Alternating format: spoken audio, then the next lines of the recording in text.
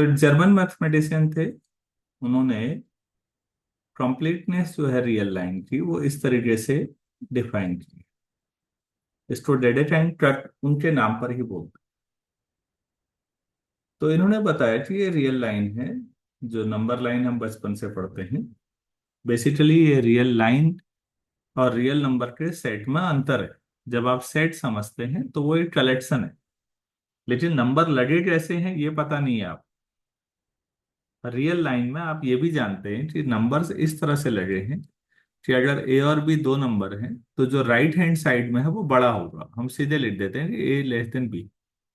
जो left side में है वो छोटा, जो राइट साइड में है बड़ा। तो बेसिकली ये एक अरेंजमेंट है नंबर लाइन, कि नंबरों को ऐसे लगाया गया है। तो नंबर लाइन सेट के जो एलिमेंट्स हैं वो कैसे लगे हैं ये बताती है। तो ये टोपोलॉजी होती है। और जब रियल नंबर का सेट बोलते हैं तो उसमें ये पता नहीं है कि एलिमेंट लगे कैसे हैं। ऐसा लगता है सारे एलिमेंट एक थैले में डाल के बंद कर रखे हैं। कलेक्शन तो है सेट, लेकिन सेट में स्ट्रक्चर नहीं होता, ध्यान रखिएगा। टोपोलॉजी में स्ट्रक्चर होता है कि वो लगे कैसे होंगे ये भी बताती है टोपोलॉजी। तो टोपोलॉजी ज्यादा विजुअल है। हम अभी जब रियल समझेंगे तब हम टोपोलॉजी समझने की स्थिति में होंगे। अभी तो हम रियल एनालिसिस की एबीसीडी भी पूरा नहीं पढ़ पाए। जब तक आप, जो हम अभी पढ़ रहे हैं रियल नंबर सिस्टम, पहला चैप्टर हमारा चल रहा है, ये समझेंगे। दूसरा चैप्टर समझेंगे टोपोलॉजी ऑफ रियल लाइंस, और रियल नंबर्स कर देते हैं अभी तो। तीसरा हम सीक्वेंसेस, और चौथा कंटिन्यूटी। बच्चों, इतना समझे बिना अगर आप रियल एनालिसिस पढ़ रहे हैं तो आप अपने साथ मजाक कर रहे हैं। आपको कुछ पता नहीं है इसका मतलब। आप खाली पढ़े जा रहे हैं, कुछ दो चार थ्योरम दो चार बार पढ़ने के बाद आपको लगता है याद हो गई है। तो याद होना कई बार ये भ्रम पैदा करता है कि हमें आता है ना। याद होना ये बताता है कि कई बार पढ़ लिया है इसलिए याद हो गया है। समझ में इनके बिना तो मैं मान ही नहीं सकता कि किसी को एनालिसिस समझ में आती है, चाहे वो रियल एनालिसिस हो, चाहे कॉम्प्लेक्स एनालिसिस हो, चाहे मेजर थ्योरी हो, चाहे फंक्शनल एनालिसिस हो। अगर किसी कोई, चाहे टोपोलॉजी हो, कोई ये कहे कि ये समझे बिना हमने आगे पढ़ लिया है, तो वो खुद को बेवकूफ बना रहे हैं। इसीलिए भले ही पीजी की क्लास हो, मैं जीरो से शुरू कर रहा हूँ सारी चीजें।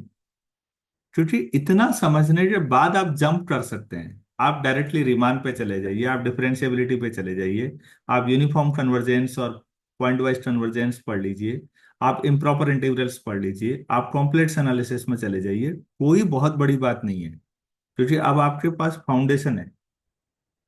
ये जो हम फाउंडेशन ये 4 चैप्टर का बना रहे हैं ना, ये एक जगह काम नहीं आएगी। ये 4 या 5 किताबों में काम आएगी। ये रियल में भी काम आएगी, मैं फिर कह रहा हूँ, कॉम्प्लेक्स में भी काम आएगी, टोपोलॉजी में भी काम आएगा, मेजर थ्योरी में भी काम आएगा, और फंक्शनल एनालिसिस में भी काम आएगा। 5 किताबें अगर आप समझना चाहते हैं तो ये 4 चैप्टर पहले ढंग से समझ लीजिए। अदरवाइज वो 5 किताबें ऐसे ही पढ़ते हुए जाएंगे आप आगे को, जैसे अभी तक अधिकतर किताबों के साथ आपके साथ हुआ है। तो अपने साथ अगर आप चाहते हैं न्याय हो, तो इन 4 चैप्टर्स के साथ ईमानदारी करिए। और इन चार चार में भी अभी मैं पहला पढ़ा रहा हूँ, उसी में डेडेट एंड कट भी। तो पहले स्टेटमेंट लिख लेते हैं, उसके बाद हम इसको लिखने के बाद फिर आगे बढ़ा। कितना जबरदस्त स्टेटमेंट है, जरा स्टेटमेंट पे गौर कीजिए आप लोग। इसको डाइजेस्ट करने की कोशिश कीजिए। एल और यू दो सबसेट हैं आर के, ठीक हो गया। और दोनों, पहला स्टेटमेंट कहता है कि दोनों नॉन एम्प्टी, एल भी नॉन एम्प्टी है, यू भी नॉन एम्प्टी है। दूसरा ये कहता है कि उन दोनों का जो यूनियन है, एल और यू का यूनियन, वो आर बना देता है। Basically L for lower, you for upper, मतलब आर के दो हिस्से बनाए, एक लोअर कहा गया एक अपर कहा गया, दोनों को मिला के आर हो गया। और दोनों नॉन एम्प्टी है। और तीसरा स्टेटमेंट कितना जबरदस्त है, every member of L is less than every member of you. L का हर एलिमेंट यू के हर एलिमेंट से छोटा है और दोनों मिला के पूरा आर बना रहे हैं, तो वो ये कह रहे हैं कि फिर गारंटी है कि या तो एल के पास सबसे बड़ा एलिमेंट होगा, कोई लीस्ट अपर बाउंड प्रॉपर्टी, या फिर यू के पास स्मॉलेस्ट में। और सबसे शानदार चीज है उसके बाद की, ये वाली कंप्लीटनेस और जो पहले वाले कंप्लीटनेस की डेफिनेशन थी, दोनों इक्विवेलेंट कैसे हैं। पहले तो डेड एंड कट ही समझना जरूरी है। कट क्यों कहा गया होगा, सोचिएगा, हमने आर को दो हिस्सों में कट कर दिया है, इसलिए नाम बोला गया कट। एल और यू में आर को बांट दिया है, दोनों नॉन एम्प्टी हैं, दोनों का यूनियन पूरा आर है, और एल का हर एलिमेंट यू के हर एलिमेंट से छोटा है। अगर ऐसा होता है तो फिर एल का पास, या तो एल के पास लार्जेस्ट एलिमेंट होगा मतलब ग्रेटेस्ट, या फिर यू के पास स्मॉलेस्ट एलिमेंट। ये कहना चाह रहे हैं हम। आप इसको ऐसे समझ लीजिए, मैं अगर माइनस इन्फिनिटी से जीरो ले लेता हूं और यू ओपन इंटरवल जीरो से इन्फिनिटी ले लेता हूं, आप बताइए ये दोनों मिला के पूरे रियल लाइन बना देंगे या नहीं। Yes sir. Yes sir. अच्छा, दोनों नॉन एम्प्टी हैं और एल का हर एलिमेंट यू के हर एलिमेंट से छोटा है या नहीं, आप सोचिए।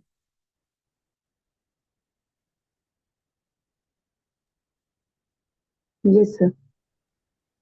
सर तो एल का सबसे बड़ा एलिमेंट क्या है,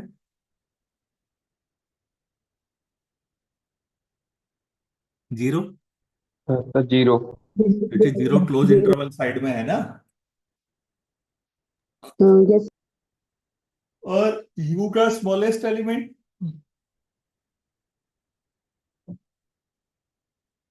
दोनों ओपन नहीं हो सकते बच्चों, ध्यान से समझो बात को। अगर आप माइनस इन्फिनिटी से कोई नंबर सपोज ए तक ले लें और इसे भी ओपन ले लें, और आप एल कहें, और यू आप ओपन इंटरवल फिर ए से इन्फिनिटी ले लें, तो आप मुझे बताइए क्या जो ए है एलिमेंट वो एल या यू किसी में आया, नहीं आए सर। No sir. नहीं आया। तो फिर एल यूनियन यू आर बना देगा क्या, नहीं। नहीं आएगा सर। नहीं बना सकता। तो इसका मतलब दोनों ओपन इंटरवल तो नहीं हो सकते, क्या ये बात समझ में आई आपको। Yes sir. Yes sir. क्योंकि अगर ओपन इंटरवल दोनों हो जाएंगे तो दोनों का यूनियन आर हो ही नहीं सकता। अगला सवाल, क्या दोनों क्लोज हो सकते हैं, चलिए देखते हैं। माइनस इन्फिनिटी से ए तक इधर को क्लोज, और ये ए से इन्फिनिटी इधर को क्लोज। अब बताइए दोनों ऐसे हो सकते हैं या नहीं। अब एल यूनियन ए पूरा आर हो रहा है, कोई दिक्कत नहीं है। भाई एक माइनस इन्फिनिटी से ए तक है, दूसरा ए से इन्फिनिटी है, दोनों मिला के पूरी रियल लाइन बन जाएगी, कोई दिक्कत नहीं है। हम्म, यस सर, हो सर सकता है। हो सकता सर है। अब एल बेटा तीसरी तीसरी प्रॉपर्टी पे ध्यान दीजिए, तो क्या लिखा हुआ है। Every member of L is less than every member of you. पर क्या ये प्रॉपर्टी सेटिस्फाई हो पाएगी इस समय अब। नहीं, ए तो ये हो सकता है सर। हाँ, तो फिर दोनों ओपन भी नहीं हो पा रहे हैं, दोनों क्लोज भी नहीं हो पा रहे हैं, तो क्या चॉइस बची। एक ओपन एक क्लोज। हाँ, वही मैंने शुरू में लिखा था। फिर डेडेड काइंड ने डायरेक्टली नहीं बोला, इनडायरेक्टली बोला, लेकिन उसका मीनिंग समझना है।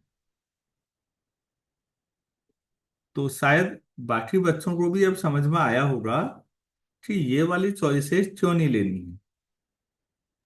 एक में यस सर। पहली दूसरी कंडीशन सेटिस्फाई नहीं होगी, एक में तीसरी कंडीशन सेटिस्फाई नहीं होगी। तो या तो इसमें जीरो लेते हो तो इसमें मत लो, मतलब जीरो ही नहीं कोई भी एलिमेंट, या फिर ऐसा ले लो माइनस इन्फिनिटी से ए इसको ओपन कर लो, तो इसको क्लोज कर लो ए से इन्फिनिटी, तभी हो पाएगा। तो ये तो ऑब्वियस नहीं लगता अब आपको कि या तो यू का स्मॉलेस्ट एलिमेंट होगा या एल का लार्जेस्ट एलिमेंट होगा। अरे भाई, बात समझ में आ पाई या नहीं आई? Yes, sir. सर आ गई। Yes sir. हाँ, तो डेडेटाइन कट क्या कहना चाह रहे हैं उसको ध्यान से समझिएगा। डेडेटाइन कट में लोग बहुत हल्के पे लेते हैं चीजों को, लेकिन ये एक अच्छा कंसेप्ट है। कभी जिंदगी में कहीं अच्छी जगह इंटरव्यू देंगे, पूछा जा सकता है। और आप ये नहीं कह सकते कि हमारे सिलेबस में नहीं था। ऐसे थोड़ी होता है बेटा। अब कोई बच्चा कह दे कि हाई स्कूल में फैक्टर नहीं पढ़ाए हमारे यहाँ टीचर ने, तो वो आपकी प्रॉब्लम है। आप समझिए, नहीं पढ़ाए तो आपको पढ़ने चाहिए थे। और ये तो फाउंडेशन है। तो डेडेकाइन कट अच्छी तरह समझ में आना चाहिए, और ये एग्जाम्पल से समझ में आ गया होगा, उम्मीद करता हूँ। अब एक्चुअली आज टाइम कम है, तो मैं आज ये नहीं पढ़ा पा रहा हूँ। ये नेक्स्ट क्लास में पढ़ाऊंगा अब कि जो कंप्लीटनेस दो तरीके से हमने पढ़ी। पहले क्या पढ़ा कि रियल नंबर का कोई सेट है और उसका अपर बाउंड अगर एग्जिस्ट करता है तो लीस्ट अपर बाउंड भी एग्जिस्ट करेगा। तो और हमने कहा था ये होने का मतलब सेट कंप्लीट है, कहा था ना, रियल नंबर का सेट कंप्लीट होने में। Yes, yes sir. सर। और अब ये कह रहे हैं कि नहीं, ये ऐसे अगर डेडेटाइन कट अगर आप बात करते हैं तो ये भी कंप्लीटनेस को ही बताता है। तो फिर कंप्लीटनेस तो हमने दो तरीके से पढ़ डाली, और हम ये दिखाएंगे कि अगर आप पहली अप्रोच को लेके चलते हैं तो आप दूसरी पे पहुंच जाएंगे, और दूसरी अप्रोच को लेके चलते हैं तो पहली पे पहुंच जाएंगे। इसका मतलब दोनों अप्रोच एक ही बात कहते हैं, दोनों समकक्ष हैं, दोनों इक्विवेलेंट हैं। और भी तरीके होंगे कंप्लीटनेस के। आप में से कुछ बच्चों ने पढ़ा होगा, आगे सीक्वेंस पढ़ा होगा कि अगर हर क्रॉसिस सीक्वेंस कन्वर्ज कर जाए उसी सेट में तो वो कंप्लीट है। तो इसका मतलब कंप्लीटनेस का एक तीसरा तरीका आ जाएगा। और भी तरीके हैं बच्चों कंप्लीटनेस के। जितना आगे पढ़ोगे कंप्लीटनेस हम चार पांच तरीके से दिखाएंगे। पांच तरीके से मैं आपको सिखाऊंगा कंप्लीटनेस के पांच तरीके, और पांचों इक्विवेलेंट। नॉर्मली इस पे बात ही नहीं होती। कंप्लीटनेस बहुत ही फंडामेंटल चीज है कि स्पेस कंप्लीट है, ये लाइन समझने में टाइम लगता है। अभी तो दूसरी अप्रोच ही हुई है, तो इसको आज इतना ही कर पाएंगे हम, क्योंकि थोड़ी देर में नेक्स्ट क्लास है और उतना टाइम होगा नहीं कि मैं आपको पूरा डिटेल पढ़ा दूं उसको। कल करेंगे तो ये 20-25 मिनट का है। और मैं उम्मीद करता हूं कि अब कल ही शायद हमारा ये चैप्टर लगभग पूरा हो जाए, रियल नंबर सिस्टम, ताकि हम उसके बाद अगला चैप्टर शुरू करें, टोपोलॉजी ऑफ रियल लाइन। यहां तक इस चैप्टर को ढंग से पूरा समझिए।